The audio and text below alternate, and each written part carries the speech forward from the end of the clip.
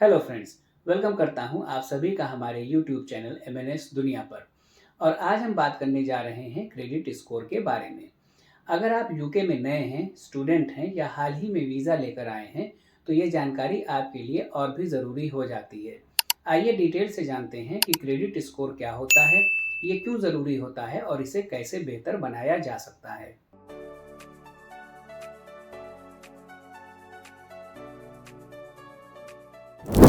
UK में credit score आपकी financial responsibility को मापता है। ये एक 3 डिजिट का नंबर होता है जो बताता है कि आपने अपने पिछले कर्जों, बिलों और फाइनेंशियल लेन देन को कितना सीरियसली और टाइमली निभाया है। इसका असर सिर्फ पैसों तक लिमिटेड नहीं होता, बल्कि इस बात पर भी होता है कि आपकी सोशल और फाइनेंशियल कंडीशन कैसी है। क्रेडिट स्कोर को यूके में 3 मेन एजेंसियां मेजर करती हैं। ये है एक्सपीरियंस, इक्विफैक्स और ट्रांस यूनियन। हर एजेंसी का स्कोरिंग सिस्टम थोड़ा अलग हो सकता है, लेकिन इनका ऑब्जेक्टिव एक ही होता है, आपकी फाइनेंशियल रिलायबिलिटी को चेक करना। स्कोर आमतौर पर 0 से 1000 के बीच होता है, और ये स्कोर जितना ज़्यादा होता है आपकी साख उतनी ही मजबूत मानी जाती है। ये स्कोर इतना ज़रूरी क्यों है?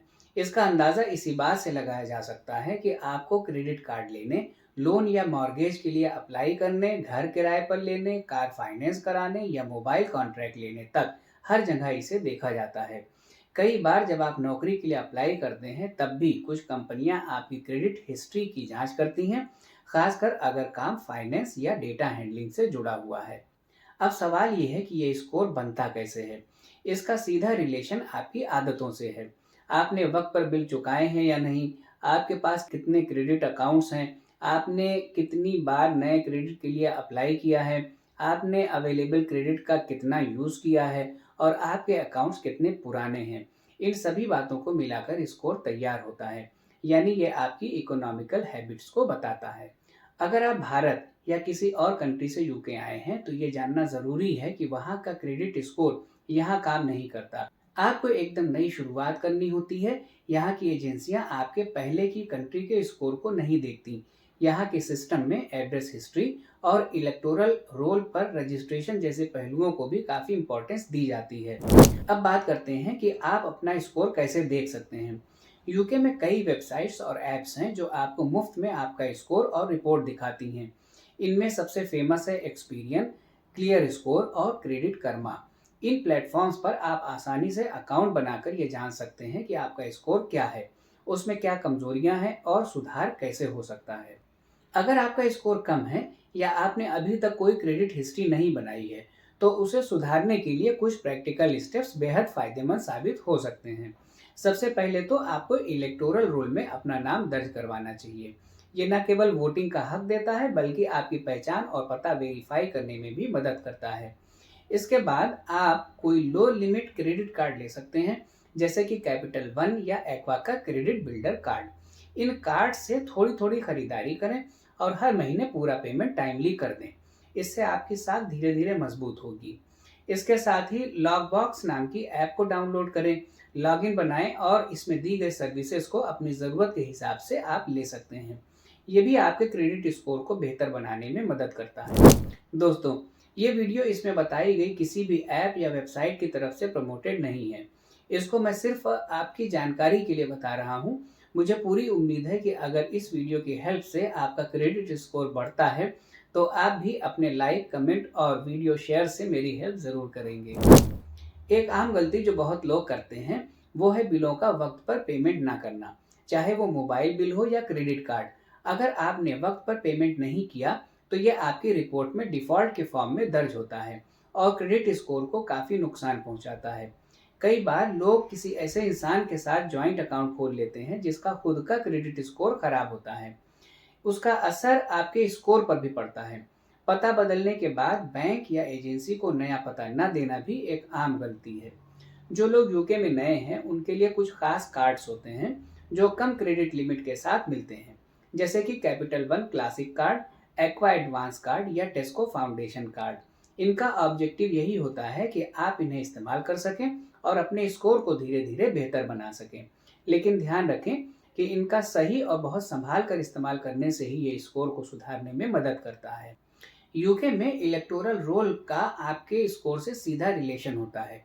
जब आप वोटर लिस्ट में अपना नाम दर्ज कराते हैं तो यह दिखाता है कि आप परमानेंट और लीगल रेजिडेंट हैं। इससे बैंक और लेंडर्स को यह भरोसा होता है कि आप यहाँ लंबे समय तक रहने वाले हैं और इसका पॉजिटिव असर आपके स्कोर पर देखने को मिलता है। अब बात करें यूटिलिटी बिल्स और रेंट की, तो हाल के कुछ सालों में कुछ नए प्रोग्राम शुरू हुए हैं जिनमें अगर आप वक्त पर किराया भरते हैं या मोबाइल और इंटरनेट के बिल चुकाते हैं तो उन्हें आपकी क्रेडिट हिस्ट्री में शामिल किया जा सकता है। कुछ सर्विसेज जैसे एक्सपीरियन बूस्ट आपके नेटफ्लिक्स, स्पॉटिफाई जैसी सब्सक्रिप्शन से भी पॉजिटिव क्रेडिट डेटा निकालती हैं। अगर आपने अभी तक कोई क्रेडिट अकाउंट नहीं खोला है और आपका स्कोर पूरी तरह से ब्लैंक है तो घबराने की ज़रूरत नहीं है। आप मोबाइल नेटवर्क के सिम ओनली प्लान से शुरुआत कर सकते हैं। साथ ही एक अच्छा बैंक अकाउंट खोलिए जिसमें आप हर महीने कुछ न कुछ रेगुलर ट्रांजैक्शन करते रहिए। धीरे धीरे करके जब आपको क्रेडिट कार्ड मिल जाए तो उससे छोटी छोटी खरीदारी करिए और वक्त पर पूरा पेमेंट करिए। यही आपकी क्रेडिट प्रोफाइल की नींव बनाता है। बहुत से लोगों का सवाल ये होता है कि क्या वीज़ा स्टेटस का असर क्रेडिट स्कोर पर पड़ता है। सीधा उत्तर है स्कोर पर नहीं, लेकिन बैंक या लेंडर आपके वीज़ा की वैलिडिटी को ज़रूर देख सकते हैं। अगर आप स्टूडेंट वीज़ा या टीयर 2 वर्क वीज़ा पर हैं तो आपको शुरुआत में कुछ लिमिटेशंस मिल सकती हैं, लेकिन जैसे जैसे आप वक्त बिताते हैं और सही लेन देन करते हैं वैसे वैसे ये बंद दरवाजे खुलते जाते हैं। अब बात करते हैं सॉफ्ट और हार्ड क्रेडिट चेक की। सॉफ्ट और हार्ड क्रेडिट चेक क्या होता है?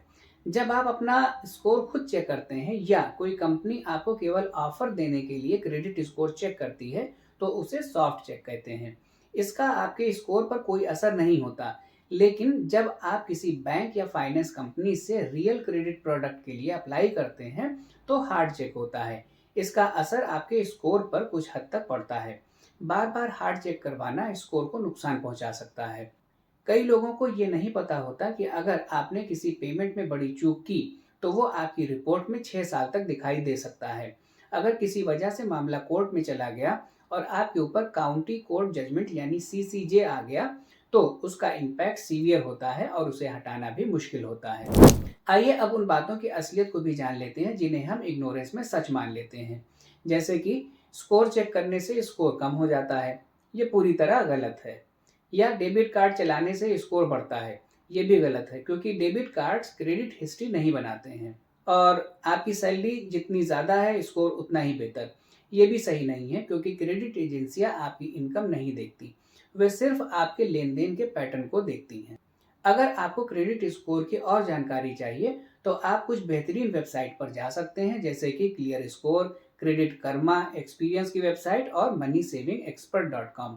ये सभी आपके क्रेडिट स्कोर को समझाने और सुधारने में मदद करती हैं। तो दोस्तों, ये था एक डिटेल्ड गाइड यूके के क्रेडिट स्कोर पर। मुझे उम्मीद है कि आपको ये जानकारी यूजफुल लगी होगी। अगर आपका कोई सवाल है तो नीचे कमेंट बॉक्स में पूछें, मैं जवाब दूंगा। हमारी नेक्स्ट आने वाली वीडियो की जानकारी आप हमारी वेबसाइट mnsdunia.com पर जाकर देख सकते हैं। हमसे जुड़े रहने के लिए आप हमें इंस्टाग्राम, फेसबुक और ट्विटर पर भी फॉलो कर सकते हैं। वेबसाइट और सोशल मीडिया हैंडल का लिंक नीचे डिस्क्रिप्शन में दिया हुआ है, आप वहां जाकर लिंक पर क्लिक कर सकते हैं। देखने के लिए बहुत शुक्रिया। लाइक कीजिए, सब्सक्राइब कीजिए। मिलते हैं अगली बार एक नई वीडियो में एमएनएस दुनिया के साथ।